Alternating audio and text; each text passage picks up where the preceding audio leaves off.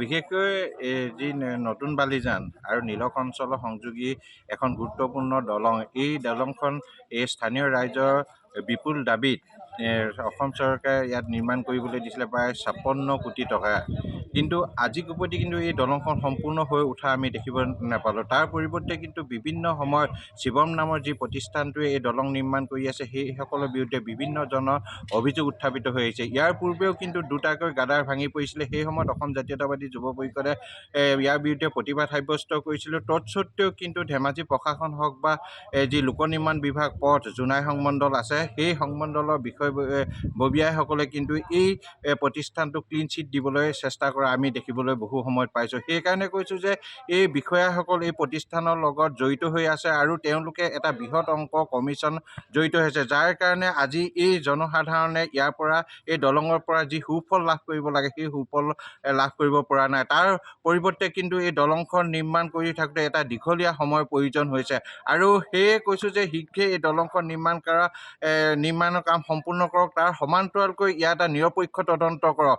যদি ইয়াৰ বিষয়া কৰ্মচাৰীসকলে ঠিকাদাৰ প্ৰতিষ্ঠানৰ লাভালাভৰ কাৰণে এই যি কমিশ্যনৰ অংকত জড়িত হৈছে, যদি সেইসকল বিষয়া কৰ্মচাৰী চিনাক্ত কৰি কঠোৰৰ পৰা কঠোৰ শাস্তি প্ৰদান কৰিব লাগে। যদি যিসকল প্ৰতিষ্ঠানে নিম্ন মানদণ্ডৰ কাম কৰিছে, তেতিয়াহ'লে সেইসকলক ব্লেক লিষ্ট কৰিব লাগে শিৱম নামৰ প্ৰতিষ্ঠানটো।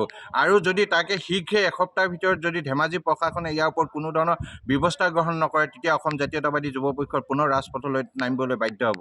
আৰু বিশেষকৈ বহু নিম্নমানৰ কাম কৰা দেখা গৈছে।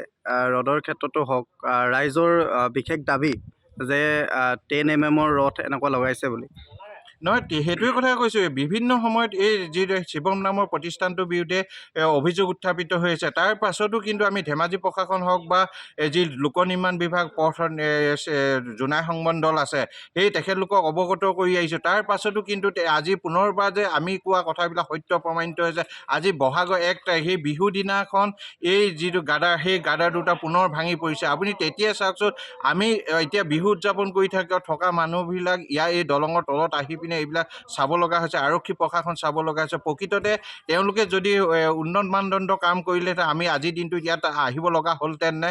ইয়েই প্ৰমাণ কৰে যে এই প্ৰতিষ্ঠানটোৱে কিমান নিম্ন মানদণ্ডৰ কাম কৰিছে আৰু সেইকাৰণে এখেতলোকক ব্লেক লিষ্ট কৰিব লাগে আৰু নিৰপেক্ষ তদন্ত কৰিব লাগে, পুংখানুপুংখ তদন্ত হ'ব লাগে, কোনো দোষী যাতে হাৰি যাব নোৱাৰে। যদি এসপ্তাহৰ ভিতৰত তেখেতলোকে কোনো ধৰণৰ ব্যৱস্থা গ্ৰহণ নকৰে, তেতিয়া আগন্তুক দিনত কিন্তু আমি পুনৰ ৰাজপথলৈ নামিবলৈ বাধ্য হ'ম।